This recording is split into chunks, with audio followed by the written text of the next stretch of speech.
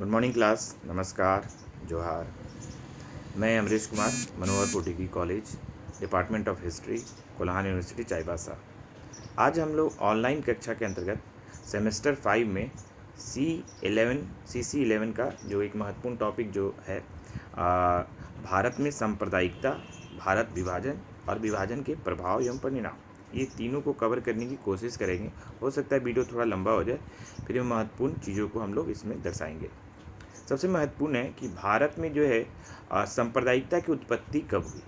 भारत में मुस्लिम और हिंदू जो है एक गंगा यमुना संस्कृति के रूप में जाना जाता है, और ये अकबर के समय बहुत ही ज़्यादा जो भाईचारा देखा गया। लेकिन ये अंग्रेज आने के बाद और औरंगजेब के जो है धार्मिक कट्टरता के बाद हिंदू और मुस्लिम में जो है कि विभेद देखा जा सका। अंग्रेज़ों ने 1857 के विद्रोह में चूँकि उसका लीडर जो है बहादुर शाह जफ़र द्वितीय थे, उनके होने के कारण ही जो है कि इस विद्रोह को जो है मुसलमानों का विद्रोह माना, और जो है मुसलमानों से दूरी बनाने लगे अंग्रेज, ब्रिटिश सरकार ने। लेकिन इससे फ़ायदा क्या हुआ, हिंदुओं को फ़ायदा हुआ कि वो जो है शिक्षा, स्वास्थ्य और सरकारी नौकरी और जो है रोज़गार सब में बहुत आगे निकलने लगा, और मुस्लिम जो संप्रदाय है वो बहुत पीछे पिछड़ने लगी। इसलिए इनके हितों के लिए जो है सर सैयद अहमद खान जो इनके नेता थे, मुस्लिमों को एक अलग पहचान देने के लिए आगे आए, और 1875 में एंग्लो मुस्लिम ओरिएंटल स्कूल कॉलेज की स्थापना की, जिसमें कि जो अंग्रेज अधिकारी बेक भी बहुत महत्वपूर्ण भूमिका निभाए।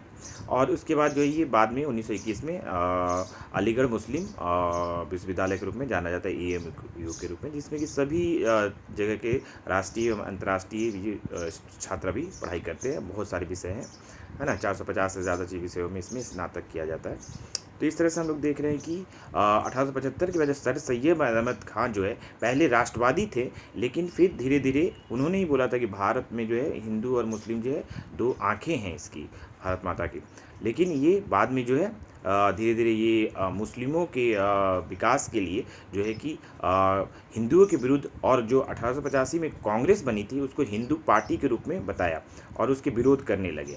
और धीरे धीरे राष्ट्रीय आंदोलन में राष्ट्रीय भावना बढ़ रही थी, जिससे कि हिंदू और जो बंगाली जो थे वो जो है राष्ट्रीय भावना में बहुत महत्वपूर्ण भूमिका अदा कर रहे थे। देख रहे बहुत सारे क्रांतिकारी आंदोलन शुरू हो गए, और 1905 में जो है बंगाल में जो राष्ट्रीय आंदोलन को कुचलने के लिए सबसे पहले लॉर्ड कर्जन ने प्रयास किया आपको बंगाल विभाजन का, जिसको कि सर सैयद अहमद खान ने समर्थन दिया, जिसमें कि पूर्वी बंगाल और शेष बंगाल के रूप में विभाजित किया गया था हिंदू और मुस्लिम के धार्मिकता के आधार पर, लेकिन आधार दिया गया था कि प्रशासनिकता के आधार पर किया जा रहा है। इसके बाद सबसे महत्वपूर्ण जो है 1906 में लॉर्ड मिंटो से मिलने जो है शिमला में जो है कि आगा खां और कुछ नेता लोग गए थे, जो कि आप मुस्लिमों के हितों के लिए कोई संगठन भी बनाना चाहते थे, और उसको मुस्लिमों को जो है कि प्रशासन में भागीदारी को सुनिश्चित करना चाहते हैं। उनके सहयोग से 1906 में ही ढाका में सलीमुल्लाह खां, मोहसिनुल्लाह खां और जो है आगा खां, इन्होंने मिलकर जो है मुस्लिम लीग की स्थापना की। मुस्लिम लीग ये बहुत ही महत्वपूर्ण जो है कि मुस्लिमों के हितों के लिए स्थापित किया गया संगठन था, और ये जो है लॉर्ड मिंटो ने बांटो और राज करो की नीति के अंतर्गत इसको शुरू किया। बाद में हम लोग देख रहे हैं 1909 में जो है मॉर्ली मिंटो सुधार में पहली बार जो है पृथक निर्वाचन का सिद्धांत आया, जिसमें मुस्लिमों को अलग निर्वाचन क्षेत्र निर्वाचित किया गया, जो मुस्लिम बहुल क्षेत्र में मुस्लिम कैंडिडेट ही खड़े हो सकते हैं और उन्हीं के द्वारा ही चुने जा सकते हैं। इस तरह से पहली बार जो है मुस्लिमों को सांप्रदायिकता का बीज जो है बोया गया, और मुस्लिम जो है भारत की राष्ट्रीय एकता अखंडता में पहली बार जो है अपना अलग पहचान बनाने की ओर आगे बढ़े। इसके बाद सबसे महत्वपूर्ण घटना होती है 1911 में जो है बंगाल विभाजन को वापस ले लिया जाता है, और उसके बाद जो है आपको मोहम्मद अली जिन्ना जो शुरू में राष्ट्रवादी थे, और वो भी जो है उनके प्रयास और बाल गंगाधर प्रयास से जो है कि 1916 में लखनऊ समझौता होता है। लखनऊ समझौता में सबसे महत्वपूर्ण भूमिका ये होती है कि कांग्रेस जो है ये पृथक निर्वाचन के सिद्धांत को मान्यता दे देती है मुस्लिम लीग से मुसलमानों के सहयोग लेने के लिए, कि अब ये लखनऊ समझौता से हिंदू और मुसलमान जो है मिलकर राष्ट्रीय आंदोलन में भाग लेंगे। लेकिन गलती ये बहुत ही ज़्यादा महत्वपूर्ण हो जाती है कि मुस्लिम लीग की और मुसलमानों की जो है पृथक निर्वाचन के सिद्धांत को ये पूरी तरह से मान्यता दे दिया जाता है कांग्रेस की तरफ से। इससे तुष्टीकरण नीति की शुरुआत होती है। उसके बाद कांग्रेस में जो है गांधी जी का नेतृत्व आता है, और गांधी जी ये चंपारण और खेड़ा और जो है अहमदाबाद के बाद बहुत बड़े नेता के रूप में आगे आ रहे थे। और एक बहुत महत्वपूर्ण घटना होती है आपको खिलाफत आंदोलन, जो प्रथम विश्व युद्ध की समाप्ति के बाद जो है ब्रिटेन द्वारा जो है तुर्की का जो सुल्तान और जो खलीफा के पद को अंत करने की जो व्यवस्था की और तुर्की का विघटन करने की व्यवस्था की जा रही थी, उसके विरोध में जो है खिलाफत आंदोलन, जो कि पूरी तरह से सांप्रदायिकता के आधार पर था, मुस्लिमों हितों के आधार पर था, उसको गांधी जी ने समर्थन दे दिया। दिल्ली में तो उसकी अध्यक्षता भी की, और जिससे हिंदू मुस्लिम एकता हो। लेकिन इससे जो है कि मुस्लिमों में सांप्रदायिकता की भावना बढ़ रही थी, और ये जो है हम आगे देखते हैं। तो 1921-20 में जो है असहयोग आंदोलन भी साथ में चलता है, जिसमें कि हिंदू और मुस्लिम जो है सब मिलकर जो है अंग्रेजी सरकार के विरुद्ध कार्रवाई करते हैं। इसके बाद सबसे महत्वपूर्ण घटना होती है 1927 में, जब साइमन कमीशन आता है और जब भारत में संविधान निर्माण करने की प्रक्रिया होती है, जिसका कि विरोध होता है, जिसमें लाला लाजपत राय की मृत्यु भी हो जाती है। उसके बाद वहाँ के जो अंग्रेज ब्रिटिश अधिकारी थे, ब्रेकनहेड ने भारतीयों को चुनौती दी कि आप जो है अपना संविधान बनाकर दिखाएं। तो हमारे जो मोतीलाल नेहरू हैं 1928 में नेहरू रिपोर्ट लाया। नेहरू रिपोर्ट को जो है जिन्ना ने पूरी तरह नकारा और इसको हिंदू दस्तावेज बताया। ये बहुत महत्वपूर्ण बात हो गई। और उसके रिस्पेक्ट में जो है मोहम्मद अली जिन्ना ने 14 सूत्री मांग रखी, जिसमें कि मुस्लिम बहु प्रांतों को अलग प्रांत के रूप में बनाने की बात रखी। इसके बाद सबसे महत्वपूर्ण घटना होती है 1930 में, जो है मोहम्मद इकबाल ने जो है आपको जो है उत्तर पश्चिम प्रांत, सिंध, बलूचिस्तान और जो इधर में आपको आसाम और बंगाल के क्षेत्र, उसको अलग प्रांत के रूप में बात बताई कि एक अलग प्रांत बनना चाहिए, जो कि मुस्लिम बहुल क्षेत्र है। यहाँ से मुस्लिमों में अलग राष्ट्र के लिए बात होने लगती है। और 1933 में जो कैम्ब्रिज विश्वविद्यालय में जो चौधरी रहमत अली थे, उन्होंने नाउ एंड नेवर करके एक आर्टिकल लिखा था, जिसमें कि पाकिस्तान की पहली बार मांग की गई और इन प्रांतों को एक अलग राष्ट्र बनाने की बात कही, जिसका नाम पाकिस्तान हो। तो पहली बार ये पाकिस्तान शब्द का उत्पत्ति हुआ, जिसको कि हम लोग देख रहे हैं। उसके बाद मुस्लिम लीग से जो है नेतृत्व जो है उनके प्रवक्ता के रूप में जो है मोहम्मद अली जिन्ना जुड़ गए, और वो पूरी तरह से जो मुस्लिमों के हित के लिए आगे बढ़ रहे थे। इसी के बाद सबसे महत्वपूर्ण घटना होती है 1937 का आम चुनाव। 1937 के आम चुनाव में मुस्लिम लीग को बहुत ज़्यादा हानि होती है। उसके अपने मुस्लिम आरक्षित सीटों पे भी मुस्लिम के उम्मीदवार नहीं जीत पाते हैं,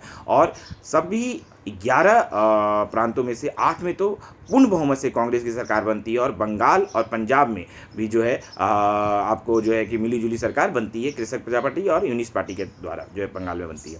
तो इस तरह से हम देखते हैं कि कांग्रेस जो है पूरी तरह से बहुमत में सरकार बना रही। इससे मुस्लिम लीग और जिन्ना को ये पूरा प्रत्यक्ष रूप से पता चल गया कि भारत में जो है बहुसंख्य जो हिंदू आबादी है, उसमें कभी भी राजनीतिक अधिकार मुस्लिमों को नहीं मिलेंगे, और उनके राजनीतिक जो है विकास कभी नहीं हो सकता है, और भारत में कभी मुस्लिम जो है राज नहीं कर पाएगा कोई भी प्रतिनिधि। इस तरह से उनकी जो है कट्टरता बढ़ने लगी। और उसके बाद 1939 में जो है द्वितीय विश्व युद्ध की शुरुआत होती है। द्वितीय विश्व युद्ध में जो है ब्रिटिश वायसराय लिथगो ने बिना भारतीय कांग्रेस मंत्रिमंडल के जो है प्रांतों के इजाज़त के जो है द्वितीय विश्व युद्ध में इसको शामिल कर लिया। ये बहुत ही महत्वपूर्ण बात है। तो इससे जो है कांग्रेस मंत्रिमंडल जो है वो नाराज हुए, और उन्होंने 22 दिसंबर 1939 को जो है इस्तीफा दे दिया। इसी दिन जो है मुस्लिम लीग ने मुक्ति दिवस मनाया, और ये बहुत बड़ी घटना है मुक्ति दिवस मनाया। और इसके बाद 1940 में जो है अगस्त प्रस्ताव आया, जिसमें कि घोषणा की गई कि आप जो है द्वितीय विश्व युद्ध में शामिल करें, और युद्ध के बाद उपरांत जो है आपको बहुत सारी सुविधाएं दी जाएंगी, जिसमें कि आपको भारतीयों को जो है स्थानीय स्वशासन में भागीदारी और विधानमंडलों में भागीदारी की बात भी कही गई। लेकिन ये द्वितीय विश्व युद्ध खत्म होने के बाद, लेकिन इससे भी सबसे महत्वपूर्ण घटना हुई 1942 में क्रिप्स मिशन भी आया, जो कि असफल हो गया। जो भी उसमें प्रावधान थे वो डोमिनियन स्टेट देने का और स्थानीय स्वशासन देने का, ये सब जो है द्वितीय विश्व युद्ध के बाद होने की थी, जिसको महात्मा गांधी ने जो है कि पोस्ट डेटेड चेक कहा, जो कि बैंक डूब रहा हो। तो इस तरह से ये इसके बाद जो है सांप्रदायिकता की भावना बढ़ने लगी, और 45 में जो आम चुनाव हुआ वो कांग्रेस और मुस्लिम लीग ने बहुत बृहद स्तर पर लड़ा। मुस्लिम लीग पूरी तरह से जो है मुस्लिमों के हितों के लिए कार्य करने लगी और जिहाद का नारा दिया। और इसके बंगाल में जो है 93% जो है मुस्लिम बहुल क्षेत्रों में उनकी विजय हुई। और आपको जो है पंजाब में जो है 75% मुस्लिम बहुल आरक्षित क्षेत्रों पर इनको मुस्लिम लीग की जीत हुई। इस तरह से मुस्लिम लीग ने बहुत बड़ी सफलता मुस्लिम बहुल क्षेत्रों में प्राप्त किया और मुस्लिम लीग जो है बहुत आगे बढ़ने लगा। इसके बाद बेबल योजना आया। बेबल योजना में जो है कि आपको बेबल ने घोषित किया था कि युद्धकालीन जो है मंत्री और जो है युद्धकालीन मंत्री युद्ध के समय जो है आपको केवल वायसराय और जो ब्रिटिश लेफ्टिनेंट गवर्नर के अलावा सभी जो है आपको गवर्नर के काउंसिल में भारतीय रखे जाएंगे। इस तरह से बहुत सारे उनको जो है कि लाभ दिया गया, लेकिन उससे जो है कि आपको फ़ायदा नहीं हुआ। बेबल योजना के बाद बेबल योजना में भी जो है कि कोई भी बात जो है मुस्लिम लीग की इजाज़त के बगैर ही मानने की बात कही गई। इसके बाद सबसे महत्वपूर्ण बात हुई आपको 1946 में जो है कैबिनेट मिशन आया। कैबिनेट मिशन भी जो है आपको बहुत सारे जो है संघीय व्यवस्था और संविधान बनाने की व्यवस्था थी, जिसमें कि मुस्लिम लीग ने जो है महत्वपूर्ण भूमिका निभाई और जो है इसको जो है कि माना नहीं। और उसके बाद सबसे महत्वपूर्ण घटना घटी आपको 1947 में जो है 1 फरवरी में जो है कि कैबिनेट मिशन आया। और कैबिनेट मिशन जो है सभी नेताओं से बात करने के बाद भारत विभाजन को मान्यता दे दिया। बाद में भारत विभाजन को सभी लोगों ने एक्सेप्ट कर लिया, क्योंकि आपको 46 में जो है बंगाल में मुस्लिमों ने बहुत हिंदुओं को कत्लेआम किया, जिससे कि बहुत ही ज़्यादा जो है स्थिति खराब हो गई। इसलिए कैबिनेट मिशन जो है बहुत हद तक जो है जो प्रांतों को अलग जो ग्रुप में बांटा था उससे भी आपको सांप्रदायिकता और पाकिस्तान की मांग को ये किया गया था, समर्थन किया गया था। ए, बी और सी ग्रुप में ए में जो था उत्तर पश्चिम प्रांत और बलूचिस्तान सिंध और ये आपको था पंजाब, और बी में जो है असम मेघालय, और बाकी सी में जो है शेष भारत और दक्षिण भारत जो है आज का भारत है, और वो पश्चिमी भारत और पूर्वी भारत है। तो इस तरह से जो है कि लगभग विभाजन को स्वीकार नहीं किया था कैबिनेट मिशन ने, लेकिन वो जो है आपको लेकिन वो उसमें पाकिस्तान की जो है रूपरेखा तैयार कर दी गई थी। इसके पहले हम लोग देख रहे हैं कि सी राजगोपालाचारी ने भी जो है आपने जो फार्मूला दिया था उसमें भी जो है पाकिस्तान के बहुल क्षेत्रों में जो है अलग प्रांत बनाने की बात कही गई थी। इससे उसमें भी आपको सांप्रदायिकता और जो है आपको भारत विभाजन की रूपरेखा पहली बार देखा जा चुका था। और इसमें सबसे महत्वपूर्ण बात है आपको 1947 का जो है कैबिनेट मिशन, जिसमें कि आपको 1 जून को रेडियो से घोषणा किया लॉर्ड माउंटबेटन ने कि अगर भारत के लोग जो है विभाजन को स्वीकार कर लेंगे तो अंग्रेज जो है जून जो है 1948 तक भारत को स्वतंत्र कर देंगे। तो इस तरह से पूरी तरह से जो है भारत को स्वतंत्र करने के लिए जो विभाजन आवश्यक हो गया था, और गांधी जी के नहीं चाहने के बावजूद भी आपको जो है कि लॉर्ड माउंटबेटन की जो है सहमति जो है कांग्रेस की तरफ से दे दिया नेहरू ने, और जिन्ना ने मुस्लिम लीग की तरफ से, और बलदेव सिंह जी ने सिखों की तरफ से दे दिया। तो ये स्वीकार कर लिया गया गांधी जी की तरफ से भी, और भारत विभाजन जो किया गया, और 1947 में जो है 15 अगस्त को भारत और पाकिस्तान 2 राज्य बने।